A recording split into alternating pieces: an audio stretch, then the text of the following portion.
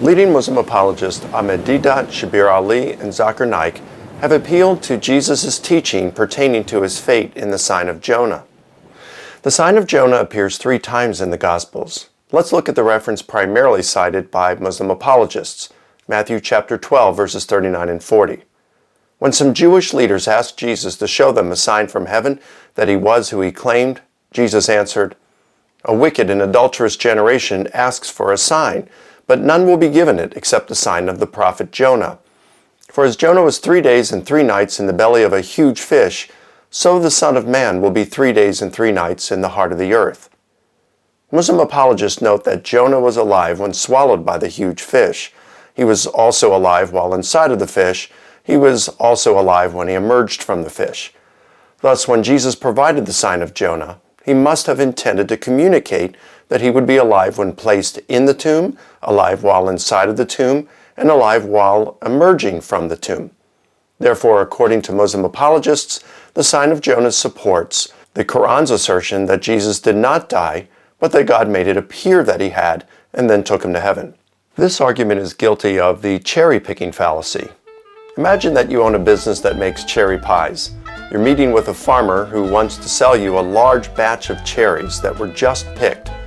He shows you a handful of beautiful cherries from the batch, but he fails to mention that most of the cherries in the batch don't look like the ones he's showing you at the moment. One is guilty of the cherry-picking fallacy when using select data that point to a certain conclusion while ignoring other data that lead to a different conclusion. Muslim apologists are guilty of the cherry-picking fallacy when appealing to the sign of Jonah, because they ignored numerous other texts in the same Gospels wherein Jesus is clearly speaking of his impending death. For example, we saw what Jesus taught about the sign of Jonah in Matthew. So notice what else Matthew reports Jesus teaching his disciples. Matthew 16, verse 21. From that time, Jesus began to show his disciples that he must go to Jerusalem and suffer many things from the elders and chief priests and scribes and be killed, and on the 3rd day be raised. Matthew 17, verses 22 and 23. As they were gathering in Galilee, Jesus said to them, "The Son of Man is about to be delivered into the hands of men, and they will kill him, and he will be raised on the 3rd day." When read in isolation, the sign of Jonah is ambiguous and could be understood either in a sense of Jesus dying or not dying. However, responsible hermeneutics requires one to interpret an ambiguous text in light of others that are clear. And when we read Jesus clearly predicting his death elsewhere in the same gospel, not to mention similar predictions found in the earlier Gospel of Mark, it's nothing short of irresponsible of Muslim apologists to isolate Jesus' sign of Jonah and interpret it as Jesus teaching he would not die. Muslim apologists doing this would be the first to object if Christian apologists did likewise with the Quran, which would be quite easy. For example, Surah 19:33 portrays Jesus saying, "Peace be upon me the day I was born, the day I die, and the day I am raised alive."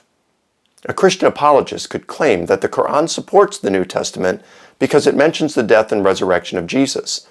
But such claim would be guilty of the cherry-picking fallacy, since those making it would ignore what the Quran and Islamic tradition says about Jesus elsewhere, in spite of the fact that the Quranic texts are vague. I want to mention one more item in reference to the sign of Jonah. Jesus spoke of being in the earth 3 days and 3 nights. However, according to all 4 Gospels, Jesus was buried Friday afternoon and raised Sunday morning. That's less than 2 days. Is this a contradiction? No. 3 days was a linguistic idiom meaning a short period of time. The Akkadian language used it to express a medical prognosis of a quick recovery from illness. It is also an idiom in Hebrew literature. In the book of Esther, Esther tells her fellow Jews the following: "Go, assemble all the Jews who are found in Susa, and fast for me. Do not eat or drink for 3 days, night or day. I and my maidens also will fast in the same way. And thus I will go in to the king, which is not according to the law. And if I perish, I perish." Now notice what happens 2 verses later.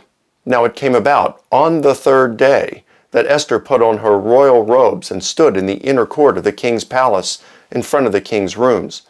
And the king was sitting on his royal throne in the throne room opposite the entrance to the palace. Esther did not wait a full 3 days and 3 nights. Instead, she went to the king on the third day.